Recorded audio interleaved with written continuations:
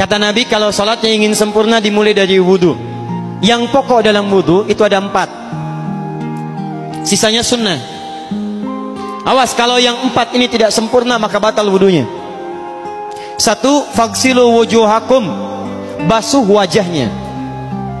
Kalau disebutkan wajah dalam bab wudhu, itu tidak ada yang lain kecuali bagian tampak muka. Gitu ya. Kalau yang punya jenggot, itu termasuk janggutnya di selai-selai. Sifat wudhu cuma ada 3. 1, pakai keran. 2, pakai gayung. 3, air yang mengalir. Ya, seperti di sungai ada air mengalir itu nggak ada masalah. Tapi kalau menggunakan gayung atau semisalnya, Nabi itu diriwayatkan dalam hadis itu sangat menghemat air.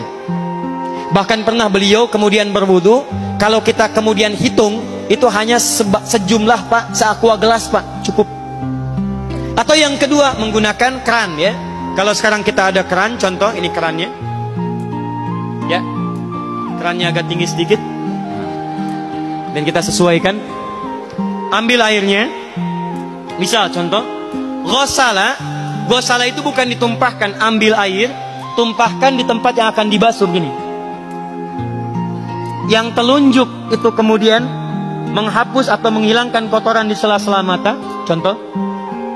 Yang jempol menghilangkan kotoran di sela-sela telinga bagian belakang di sini. Ya.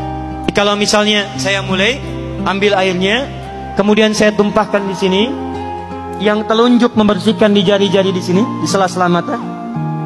Yang jempol kemudian membersihkan di sela-sela di bawah telinga sini.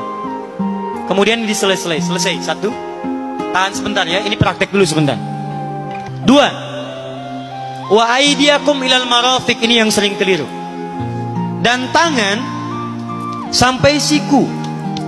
Jadi saat kita mengambil air wudhu, ambil airnya, tumpahkan dari sini ilal marafiq sampai ke siku ke sini.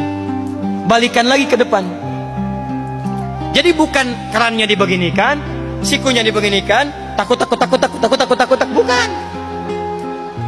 Jadi bukan siku diteruskan ke bawah. Yang tepat itu ambil airnya, kemudian basuh dari sini sampai dengan ke sikunya. Hati-hati, ini ada maknanya. Dan jika benar di hadis Muslim, jika orang wudunya benar seperti ini, maka bersamaan dengan jatuhnya air wudu itu, jatuh pula dosa-dosa dan kotoran yang melekat pada anggota tubuhnya. Tidak cukup dengan amin, nanti kita lihat dulu. Tangan selesai pindah kemana? Bukan ke rambut, tapi kepala. Jadi dalam bab wudu yang diusap bukan rambutnya, kepalanya. Itulah keadilan Allah. Kalau yang diusap kepalanya, semua manusia yang hidup pasti punya kepala. Tapi kalau yang diusap rambutnya, ada ketidakadilan, karena tidak semua orang punya kepala, punya rambut. Tuh. Nah sekarang lihat sini. Ketika kita diminta mengusap kepala, bahasanya masaha. Masaha itu begini. Ini saya punten. Bismillah. Ini ya. Ambil airnya, tumpahkan, baru kemudian diusapkan ke kepalanya. Paham ya? Kalau yang ghosala, ambil, tumpahkan di tempat yang akan dibasuh. Tapi kalau masaha, hati-hati. Ambil airnya, tumpahkan, baru diusap. Jadi bukan diambil air, tumpahkan di kepala begini. Yang dibasuh kepalanya bukan rambutnya. Jadi kalau ada laki-laki sudah dandan, sisiran, rapi, tiba-tiba keran dibuka, yang diusap cuman rambutnya, ulak. Nah, itu batal wudunya. Tidak sah.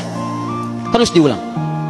Terakhir kaki dibasuh sampai dengan bagian mata kakinya, dan ini tidak perlu saya terangkan karena mudah bagi kita untuk mempraktekannya. Tapi yang ingin saya jelaskan satu ini saja. Perhatikan baik-baik.